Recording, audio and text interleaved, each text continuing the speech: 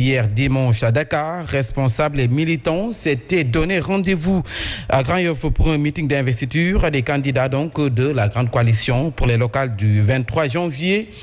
Confirmé pour la ville de Dakar, le candidat Barthélémy Diaz appelle à réinventer la capitale de Dakar. Le leader du PASTEF, quant à lui, a décidé de ne pas répondre à l'appel du cadre unitaire de l'islam au Sénégal. Ousmane Sonko se veut clair. Il ne s'engage, ou plutôt, il ne signera aucune charte pour la non-violence.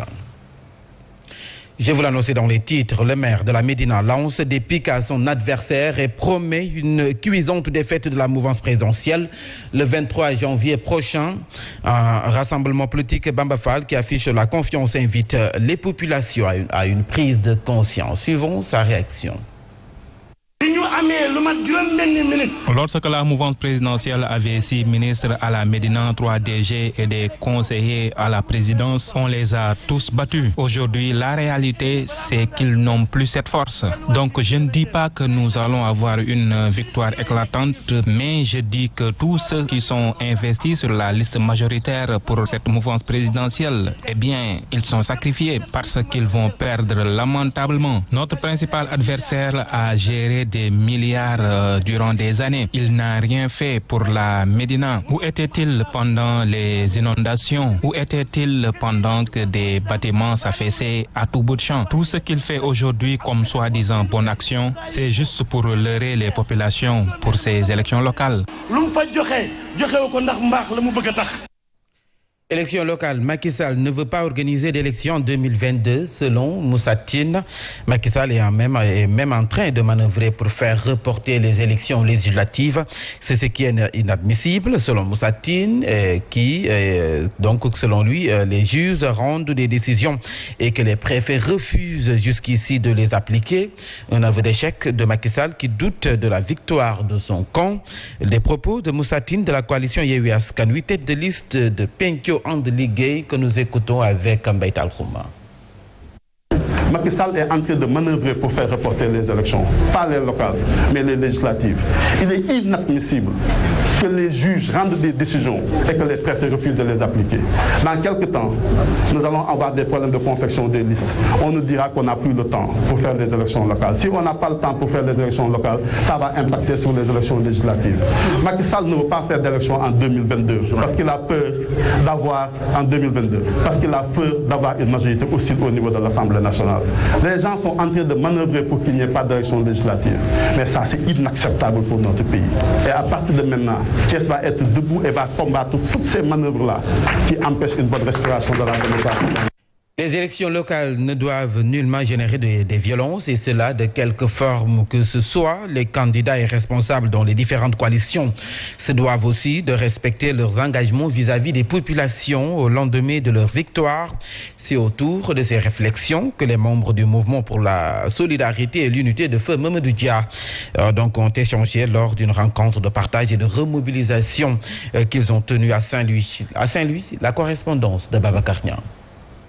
Les hommes politiques doivent respecter leurs engagements avec les populations qui les ont soutenus en toute sincérité pour les porter à la tête des instances. Les membres du MSU, Mouvement pour la solidarité et l'unité, défendent cette idéologie. Parce que quand même le MSU était en léthargie durant les 2 dernières décennies. Et Mamadou Dia n'est pas n'importe qui. C'est lui qui a signé l'indépendance du Sénégal. C'était un grand patriote, c'était un nationaliste, c'était un panafricaniste. On doit vraiment partager les ressources, aider les pauvres. Je l'ai toujours dit, parce que le mouvement pour le socialisme et l'unité, c'est ça son rôle, c'est-à-dire le socialisme. Quand on parle du socialisme, c'est aider les gens qui n'ont pas les moyens et évidemment l'unité. Aujourd'hui, on laissait entendre les responsables, membres de MSU, fondés par feu le député Mamadou Dia. La violence n'a jamais été une solution et c'est pourquoi nos dirigeants doivent prendre exemple sur ces anciens qui ont toujours donné la souveraineté au peuple. Comme on est dans la coalition Benno Siggil Sénégal, qui est dans la coalition Benno Bokk Yakaar, on continue cette loyauté que le président Dia avait envers le président Moustapha Niasse. Citoyens qui font des actes de violence. Moi, je trouve que c'est à cause de leur situation. Parce que si les politiciens vraiment aidaient les pauvres, aidaient les citoyens d'une manière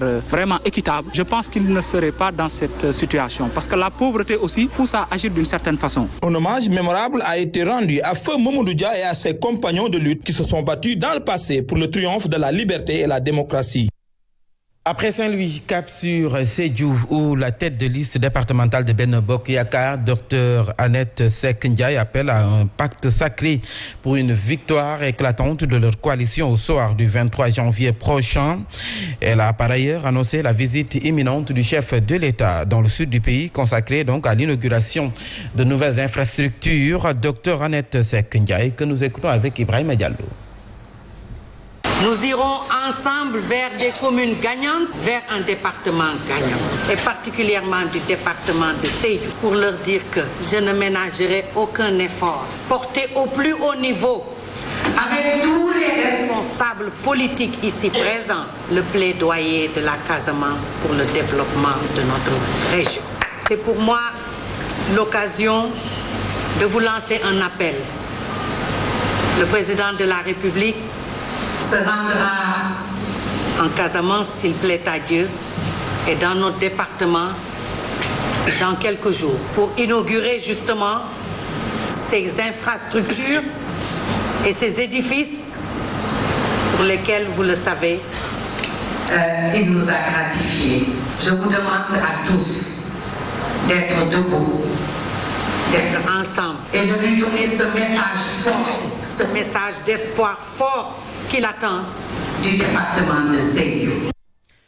Pour des élections territoriales apaisées, l'association pour le développement de Gabou investit les différentes localités de la région de Sédhiou pour mieux éclairer la lanterne des citoyens sur le processus électoral. Ce week-end, c'est la commune de Diana-Malari qui a accueilli un forum et c'est dans le cadre de la mise en œuvre donc d'un projet de consolidation des acquis démocratiques et de promotion de la citoyenneté active et politique dans la région de Sédhiou. C'est sur financement de la fondation AJWS, les services judéo-mondiaux américains. La correspondance de Ibrahima Diallo pour plus de détails. Autour de Fora communautaire, l'association de développement Le Gabou, dirigée par le journaliste d'investigation Moussa Dramé, sensibilise les communautés sur la nécessité de la consolidation des acquis démocratiques pour des élections apaisées dans la région de Sédhiou. Ce week-end, c'est la commune de Diana-Malari qui était à l'honneur. Il s'agit fondamentalement de sensibiliser les communautés pour faire de telle sorte que le processus ne soit pas émaillé de violence et que tous les acteurs, tous les citoyens comprennent que véritablement l'enjeu est de taille, mais le culte de la paix est un impératif pour chacun. Tout ce qui est lié au processus électoral en termes d'innovation, cela a été également porté à la connaissance de ces communautés-là. Les bénéficiaires qui ont pris bonne note ont rappelé les comportements à éviter absolument le jour du scrutin. Une fois le jour du vote, on voit nos mamans prendre leur décision d'aller voter à l'école élémentaire. Il y a un groupe de personnes qui peuvent spécimen montrer aux mamans en les faisant savoir que avant de voter à votre leader, il faut nous voter. Tout ça, on a vu que c'est pas normal. L'association de développement Le Gabou, grâce à l'appui financier de la fondation AJWS, compte terminer par des séances d'audition des candidats pour permettre aux électeurs de mieux appréhender les programmes des partis et coalitions de partis engagés dans ces élections territoriales. L'actualité, c'est également la journée mondiale de la pêche célébrée à Saint-Louis hier. Les acteurs de ce secteur se sont regroupés autour d'une plateforme dénommée CAP, entendez, Coalition des acteurs de la pêche au Sénégal, pour mieux défendre leurs intérêts, notamment dans le cadre de la délivrance de nouvelles licences, mais également en ce qui concerne les amendes dont beaucoup d'entre eux sont concernés avec leur pirogue à raisonner à Diongo ou dans la zone mauritanienne. Des préoccupations par rapport auquel le maire de la ville a promis d'apporter des solutions. De Saint-Louis, la correspondance de Babacar Nia et de Djelani Sarr. bés bi ñu jagleel napp gi ci àdduna bi yëpp fii ci Ndar ñu dund ko autorité municipale yu nekk ci dëkk bi rafetlu nag lëkkaloo bi nekk ci diggante ak Ndar ñëpp xam nañ. Toutes nos excuses pour le Wolof et nous parlons, comme annoncé dans les titres, Karantaba, Ardon, foyer religieux du département de Goudomp qui réclame la construction de routes et de ponts pour sortir de son enclavement. Des populations de cette commune chef-lieu d'arrondissement à travers un élan de solidarité ont aussi entamé donc des travaux de réfection de leur mosquée construite au XIVe siècle et siècle plutôt est classée patrimoine historique. À Sédhiou, la correspondance d'Ibrahima Diallo. Construite au XIVe siècle, précisément en 1340, la grande mosquée de Karantaba, pourtant réhabilitée récemment par le ministère de la Culture, menace ruine avec des murs fortement atteints par les eaux de pluie et par les intempéries, suffisant pour susciter un élan de solidarité des populations qui ont engagé des travaux de réfection, informe Lamine Douta Dramé, porte-parole. La population et la jeunesse et les 9 familles religieuses sont convenus cotiser de 5 francs à 1 million pour essayer de commencer les travaux parce que on va essayer de caroler les minerais, les murs extérieurs, le sous-sol. L'espace restant on va l'exploiter en essayant de construire un logement, une salle de conférence parce que ici, lors des Gamo, on a du mal à héberger nos pèlerins. Karantaba, cet ardent foyer religieux, fait également face à un problème d'enclavement et à une absence de maisons des hôtes et d'instituts pour enseigner le Coran. De Diop Kounda à Saningé en passant de la RN6, Karantaba est complètement enclavé. Il faut que l'État nous vienne en aide pour le bitumage de cet axe. Karantaba, chef-lieu de commune et de sous-préfecture, réclame aussi la construction d'un centre de santé pour une prise en charge correcte de la santé des populations. À Rufisque, les habitants de Thioro alertent et mettent en garde ces promoteurs qui se réclament propriétaires du site, le seul qui sert donc de terrain d'entraînement aux ASC du quartier. Ils s'étaient donné rendez-vous donc hier sur le terrain pour exprimer leur détermination à garder le site. Suivons la réaction du porte-parole. Si, par exemple, il vient avec des papiers, voilà, parler avec les habitants, c'est-à-dire avec les responsables, nous pouvons l'écouter. Mais si, par exemple, voilà, il cite voilà, une seule personne, alors que voilà, pour une chose voilà, qui appartient, bon, je ne parle pas d'appartenance, mais une chose voilà, qui est concernée donc, par plusieurs personnes, ça pose un problème. Parce que même si ce n'est même pas le quartier Dioho, il y a d'autres joueurs, voilà, donc des autres quartiers qui viennent ici voilà, pour jouer. Depuis je ne sais pas combien d'années, voilà, il y a les joueurs là qui s'entraînent ici. Personne donc ne s'était déclaré propriétaire du terrain.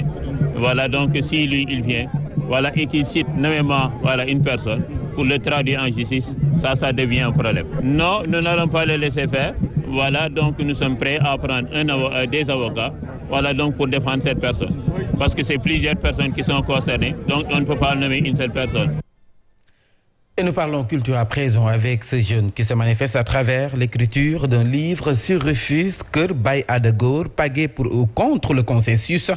Et le titre de l'ouvrage publié par les éditions d'Arnam, l'auteur Abdullahat Diakhate est un jeune engagé dans une trajectoire citoyenne pour le développement de sa ville natale. Dans son livre, il invite ses concitoyens à des convergences et au consensus afin de sortir Rufisque de son endiguement. La présentation du livre au public s'est tenue à l'EFI de Dakar implanté à Rufisque. Le reportage de Cheikh Ahmed Tidiane Seck et de Mansour Ndiaye. Bay Adagor, pagué pour ou contre le consensus, c'est le titre du livre présenté au public. L'auteur nous plonge dans l'univers de ses écrits, même si l'exercice s'avère difficile. Je n'ai point écrit un livre. J'ai amorcé une révolution par l'encre et le papier. Une révolution des mentalités, des états d'esprit, la posture citoyenne et de la prise de conscience, pour que chaque jeune de nos quartiers puisse se convaincre de l'importance de son rôle dans l'effort de refondation de Rufisque. C'était ma manière à moi de répondre présent à ce rendez-vous historique. C'est aujourd'hui tous les fils et filles de Rufisque qui sont interpellés. Le jeune écrivain rufisquois invite ses concitoyens à des consensus pour développer la ville. Natif de Diokoul dans une communauté lébou, son devenir témoigne sur un début de reconversion qui commence à germer. Un jeune qui est né au bord de la mer, grandi au bord de la mer. Tout le monde l'attend à ce qu'il prenne la pirogue pour aller en mer, chercher du poisson et retourner chez lui. Aujourd'hui, un pur produit du bord de la mer, un pur produit de Diokoul, sort